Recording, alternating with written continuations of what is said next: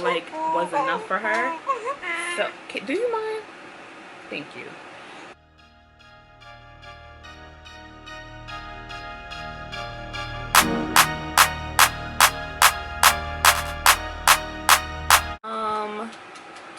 I'm gonna basically tell y'all what all these other YouTubers don't. Like, I feel like a lot of these YouTubers make it seem like labor and delivery is the easiest thing. Can you not mess up my setup? You know he gotta interrupt everything. Anyway, yeah, as I was saying, you sound dumb, so stop it.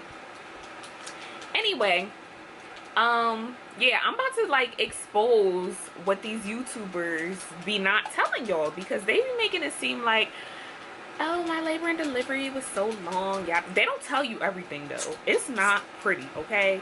So if you are interested in what actually happens, of what I went through, just stay tuned, mamas, and say, hey girl, take your finger out your mouth. She's about to be 3 months, y'all. Hey, y'all. I'm Soraya Dior Sanders. And, like, I'm a big girl, you know, about to be 3 months or whatever. Today is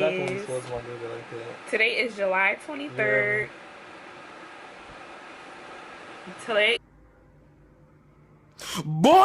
Today is July 23rd. And she'll be 3 months August 2nd.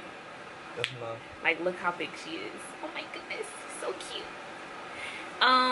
So yeah, stay tuned, and I'm going to tell y'all all the tea. Not holding nothing back.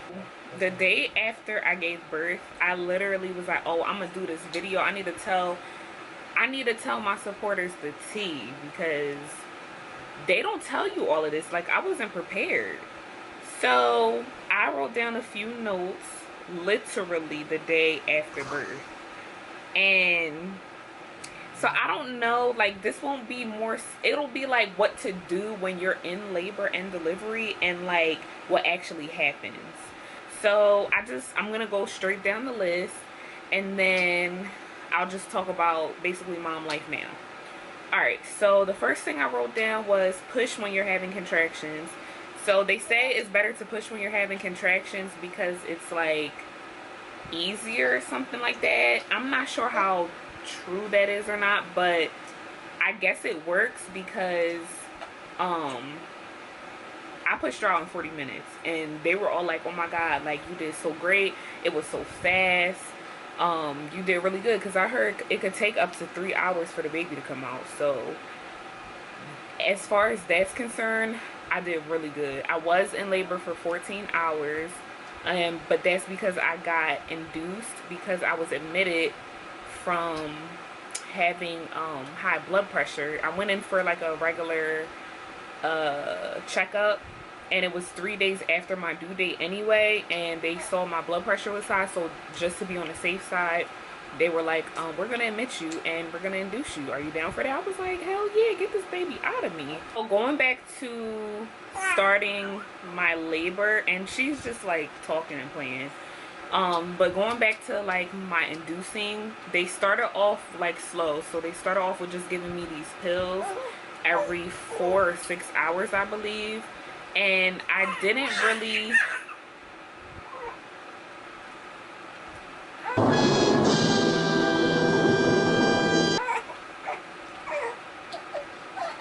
okay. They gave me this pill every 4 to 6 hours, and I think they gave it to me like 4 times throughout the night at this point. And I'm gonna insert a clip here of me and Jerry, like us. They gave us like the hospital food and stuff, which really sucked. But yeah, I'll insert a clip here of like whatever we were doing, because I know I recorded something. So it's 11:37, April 30th. My due date was April 27th. I had an appointment today, and it was to check, it was an ultrasound to check the fluid around the baby. If it was low, they would have kept me, and if it was like fine level, they would have just sent me home. But because my blood pressure was a little high, when they were just monitoring me or monitoring the baby, like heart rate and my contractions and stuff, my blood pressure was a little high. So they kept me, I guess, for safety protocol. So I've been here since like 9:30 a.m. It's now 11:37 p.m. They're saying that I could probably, they're inducing me. They're saying that the baby probably won't be here until tomorrow or Saturday, even longer, because inducing takes a while. So they gave me this medicine earlier to help with my cervix opening up because it's still not open. So yeah, piece of advice, because I'm starving right now, and they actually let Jerry leave the hospital so he can go to Wawa for me and buy me like a sandwich or something. The hospital food sucks. Like, I'm grateful, but it sucks. And I eat pretty frequently, like small meals, but pretty frequently since I've been pregnant. And I'm hungry, and there's no way I can go to sleep like this. So, piece of advice, bring snacks, because you will need it. I prepared for this, obviously, because at my prenatal appointment on Monday, they did warn me that they could possibly keep you, but they ended up keeping me for a different reason, which was my blood pressure. So, what was I gonna say? I don't know what I was gonna say. I lost my train of thought. But yeah, bring snacks. I mean, that's what I was saying. So, had I known that I was like for sure staying today, I'd have packed me a little snack bag or something. But girl, I didn't know. We had my bags ready, the car seat in the car and everything.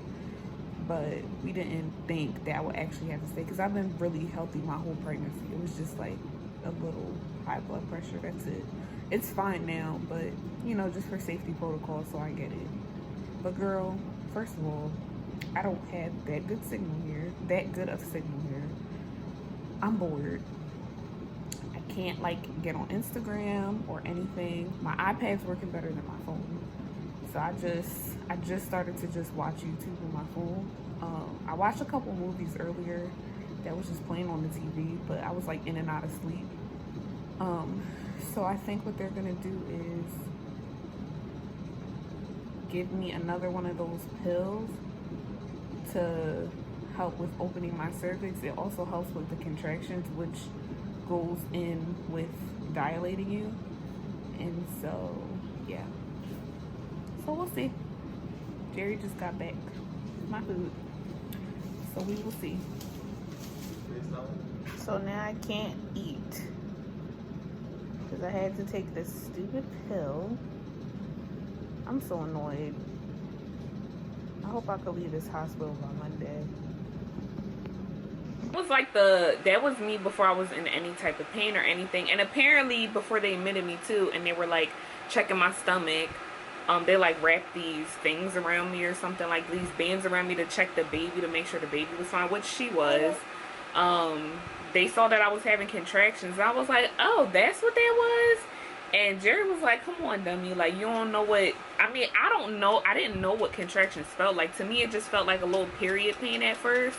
So I thought it was completely normal. So I was just going... Because it wasn't like... It didn't... I wasn't uncomfortable, but I just felt a little something every now and again. I don't know. It was just... It wasn't uncomfortable to me at first. So I was still having those type of little, like... I guess you could say contractions.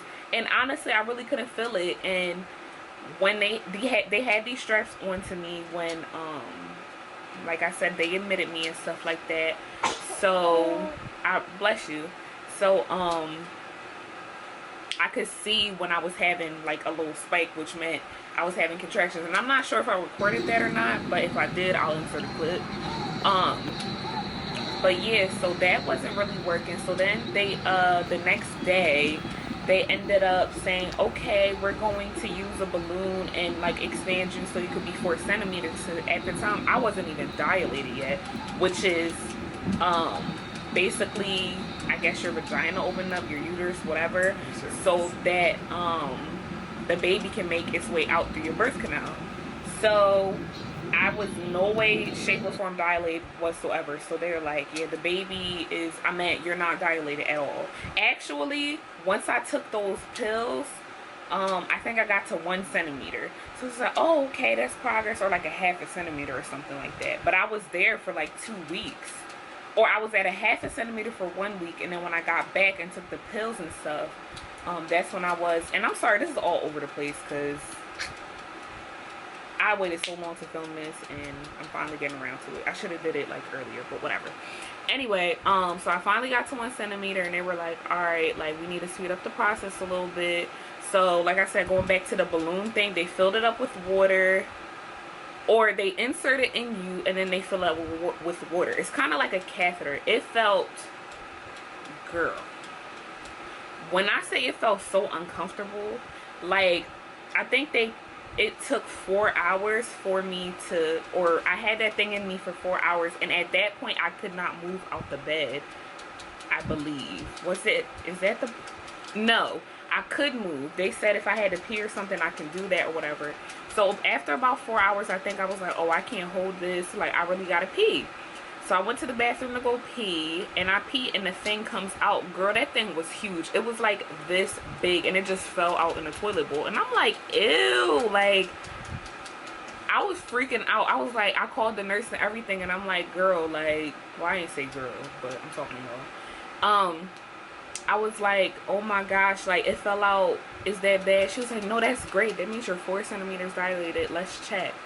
So she did, and then at that point, I think I started to get more dilated naturally at that point.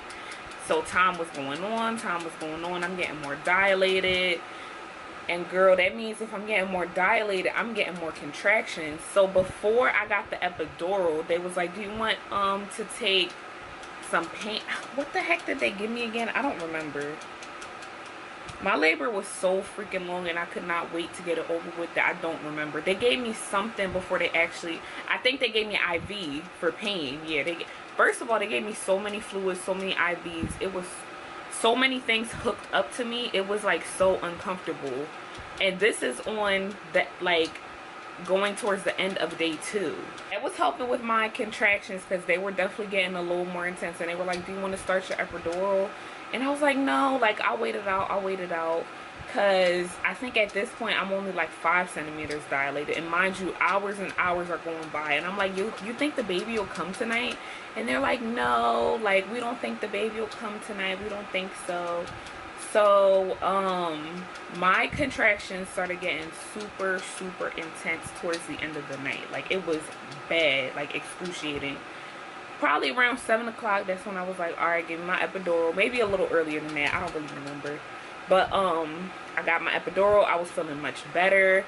But girl, once I became like 8 to 9 centimeters dilated, I said, get this baby the hell up out of me.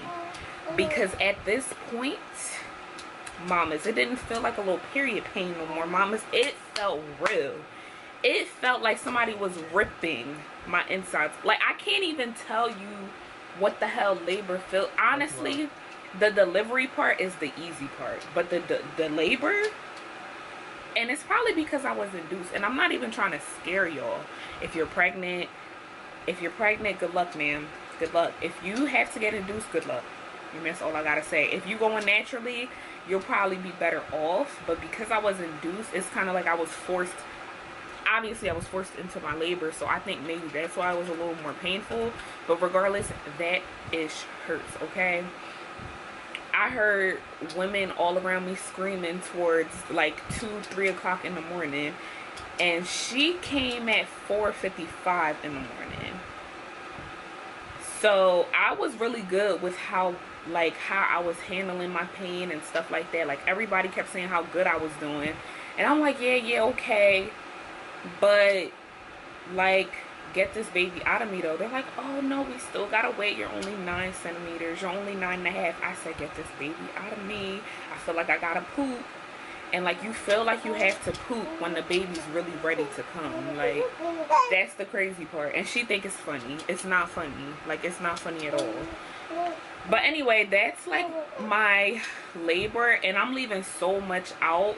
But if you have any questions or want me to do another video, like more so focused on the labor, just let me know. But I think I pretty much gave you a good handle on things. It's painful, period, point blank. It's painful. I pushed her out in 30 minutes. The pushing is the easy part.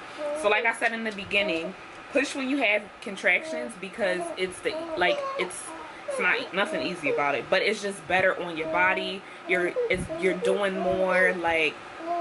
And make sure if you don't have a partner, you have somebody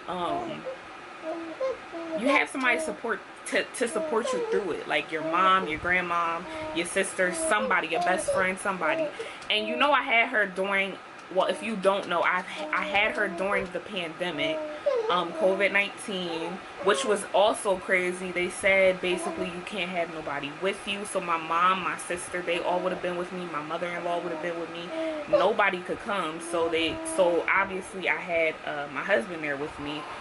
And he couldn't really like do anything. Like, he was basically stuck there with me the 4 days that I was there. So that kind of sucked. But, and then the whole time we had to keep our mask on. So I pushed out a whole 7.9 ounce baby with a mask on. And I had to keep it on basically the whole time. They were like, oh yeah, put your mask on. I'm like, bro, I'm really about to smack one of these people in here, because how you gonna tell me to do one of the hardest things in life with a mask on? Like, it was really crazy. But anyway, so shout out to any of the moms that had a baby during this time, because y'all know it's been real crazy. But anyway, let's get back to the list that I made of what happens after birth, now that we got all that stuff out the way. And I want to say one more thing, even though he right here listening to me, so his head probably gonna get bigger than what it is.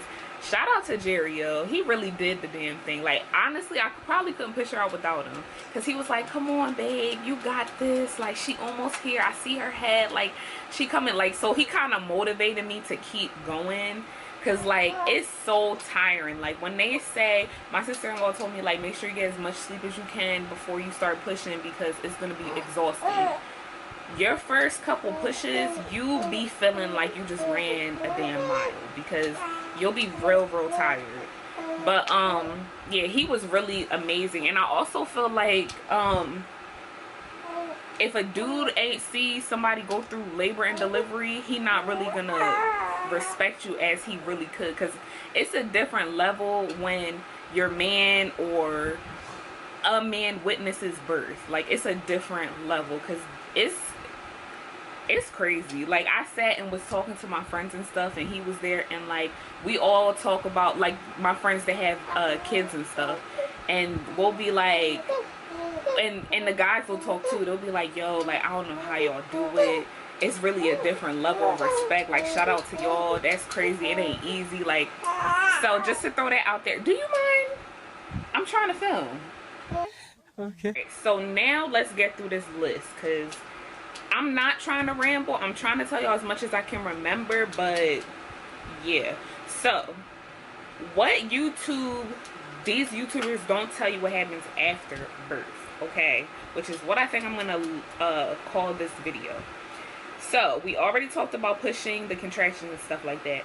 So your body will not feel good afterwards. Now, I don't know about the moms that just be getting right up and doing stuff, but that was not the case for me at all. Like, I lost so much blood after birth that I'm talking like when the placenta came out, everything like that. I lost so much blood that I had to be wheelchair to postpartum, and they gave me about 4 hours to like lay down and rest up after I had her. But yeah, I had to be wheelchair to postpartum because I still couldn't feel my legs because I had so many doses of epidural. That's like, I feel like it wasn't working. That's how bad my pain was. It was so bad that even after, because they first of all, when they hook up the epidural, they do it on your back, and it's very like complicated for the anesthesiologist, and the pregnant woman, because my belly is big. So he's telling me to hunch over, and I'm sitting here in pain. Like, if you don't hurry up and do your job so I can get back to laying down or whatever, I'm gonna snap. But he also telling me, don't move, be still. How can I not move and be still? Granted, I know you sticking a needle in my back and stuff like that, but how can I not move and be still if I'm in so much pain right now? And then Jerry was getting pissed too, because he said he was really messing up. Like, he kept trying to do it over and over again, and I don't know, I'm thinking like this is part of the process, but he was seeing, and it was just like annoying. So be mindful of that. So like I said throughout my story, labor is definitely the worst part. And I already mentioned getting induced is a very long process. So if you are getting induced, be prepared. Shout out to you. Just try to do naturally stuff. I started to like dance and do things. It didn't work. Mama's was comfortable. She was chilling. First, when you have to push, after a few hours of having your baby, they'll have to push down on your uterus so it could shrink back up, so they could get all the blood clots out and things like that. And to be honest with you, when they were doing that to me, it felt like I was going through labor again, but just in a shorter time. Because it was just so pain. I feel like after you have the baby, your body is just real sensitive to a lot of things. So they was literally pushing down on my stomach like they were freaking using a rolling pin on flour, and like on dough. I mean, like, my stomach's not a rolling pin. Can you chill out? The hell? So the next thing I have on here is the aftercare. So I got some stitches, and I felt the stitches. Like I said, the epidural worked, but you still feel everything. So you might have to go through that. Most people do though. So here's another thing. So I was on FaceTime with my mom and my sister the entire labor process, and my stepfather. And I'm so glad they were there, because, well, they weren't there, but you know what I mean. Like, I'm so glad I had them to share that moment with me. So what my mom did was, and if y'all don't know, she is Haitian, she started singing like Haitian hymns. And I don't know, for some reason I really felt the presence of God and stuff like that, and I felt like it really was helping me through my labor. Hearing my mother's voice and my sister there, like, it's kind of like they were cheering me on at this point. I don't know, but hearing my mom's voice and my sister and having my stepfather there, it was really helpful. So if you are going through this pandemic time and you are pregnant, I know it's probably a tough time. It's scary to think, oh my God, like, I'm only going to be there with my significant other, or whatever the case may be. Use technology. I know it's not the same, but just make sure you bring all your chargers. I had my iPad, I had my cell phone with me. Jerry had his phone, so if something died, he would quickly plug everything in for me, or if somebody couldn't reach me, they would call him. Like, I just made sure I was super prepared as far as that was concerned. But let me see what else I have on my list here. It's not that much left, honestly. Oh, so I had the labor shakes during my labor, which closer to my delivery time, which when I was about 9 centimeters, I started to get the labor shakes. I also had, you want to look at the camera? I also had a high fever. So they were like, kind of, the nurses kind of tried to, they were really good too. Like, my doctor, everybody was super good. But the nurses was saying like me having a fever wasn't good. My mom was saying, you know, Haitians always got their thing that they gotta say or whatever. My mom was saying like, that's not good. I was having labor shakes, which they say is normal, but it's still not like the best thing to have. And you know, they kept me in there because of my high blood pressure, so that wasn't completely down either. So they were a little freaking out, and that was kind of freaking me out a little bit. But in the end, everything turned out fine, so thank God for that. So honestly, my postpartum so far, I'm almost 3 months postpartum, It has been pretty good. Like, I can't complain. The first week, it wasn't good at all. Like, I had severe migraines, and they had a nurse come out several times to make sure I was fine, checking on my blood pressure because that was high too. So I was kind of scared that I would have to go back to the hospital. Thank God I didn't have to, because literally 1 week after or 1 week after giving birth, I was fine. So, like, my headaches went away, everything went away. I was not feeling 100%, but I wasn't feeling bad either. So that was really, really good. Other things I could say for postpartum is you don't get no sleep in the first, month or two. I mean, she's still 2 months, but you don't get that much sleep. But once you start to get in the swing of things, which is, for me, was more month 2. Once you start to get in the swing of things, it gets a little easier. Like, but they're not lying. I thought, like, the moms were lying when they say you don't get no sleep. Ooh, my leg hurts going to sleep. Ooh, yeah. So I thought the moms were lying, or like, you know, gassing it up when they say you don't get much sleep. But it's true, you don't get much sleep. And because her schedule right now is like, she'll wake up at 7:30, but sometimes she decides she wants to wake up at 4. Sometimes she decides she wants to wake up at 5. So sometimes she wakes up earlier than what she normally does, and that's just stuff you just gotta prepare for. I honestly just, my first time actually going out, like, we've had our little date nights in a way, but our first time actually going, like, out, I mean, granted, we're still in the pandemic or whatever, was last Saturday, and I had an amazing time, honestly. And I didn't even do much. I just went to a friend's birthday party, and, like, it wasn't that many of us there. We had some food, a couple drinks. Bless you. Everybody just wants to ruin my video today. So, yeah, that was my first time actually doing something, and I got my nails done the night before. But you will have some hard times. Like, my postpartum, like I said, has been really good. Like, I haven't been sad or anything like that.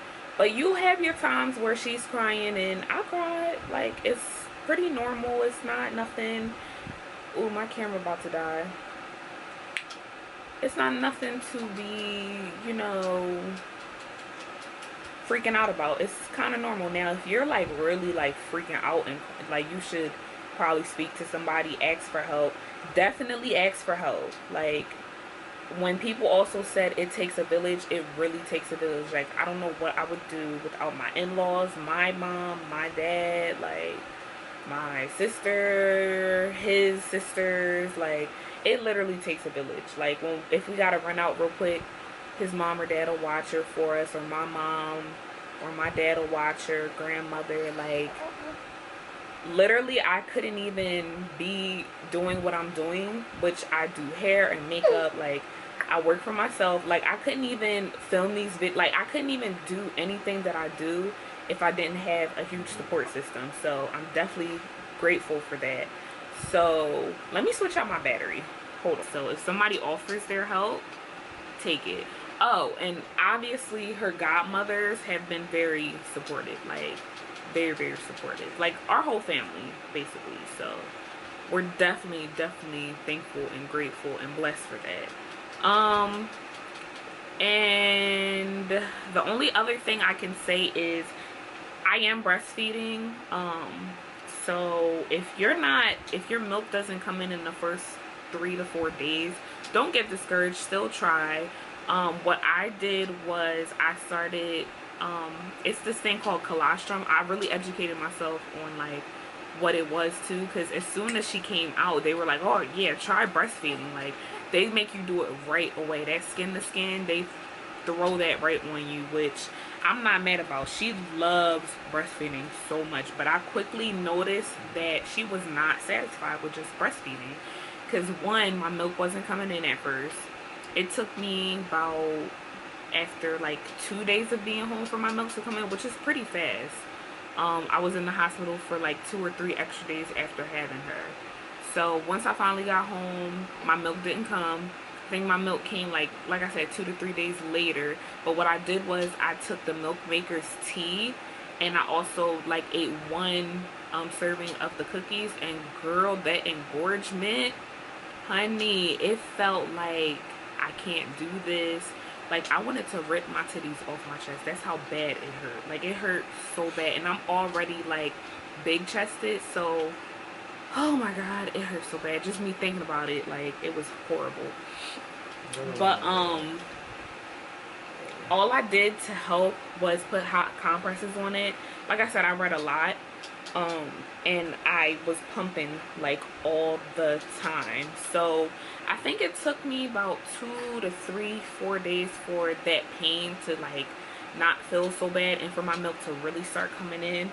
I still take my milk maker's oatmeal chocolate chip cookies, and like I said, the breast milk I don't feel like was enough for her. So do you mind? Thank you. So are you done? So I also got her on formula. So at first we started off with the Similac Sensitive, but I feel like she was like spitting that up a lot. So we switched to the Similac Pro formula, which is the closest Similac to breast milk, they say. And she's been doing so great with that. Like, I just switched her to that, what, like in the beginning or the end of June, I believe. And she's been doing real good with that. So, as you can see, Mama's is real thick, real healthy, and we probably will start her on a little bit of cereal, like a dash of cereal in her food, probably in about, I don't know, another 2 weeks or so, like when she's actually 3 months. I wanted to wait.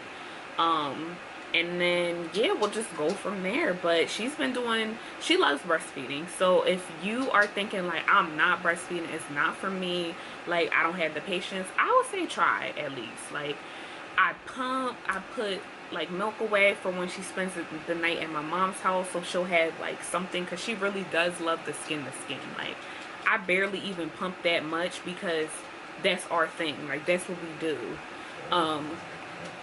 But like I said, definitely if you're, oh, and at first I was like, oh, I'm strictly breastfeeding, like I'm not bottle feeding at all, like I'm not gonna do no front. Girl, expectation versus realities. Mama said I'm hungry, so give me some formula too.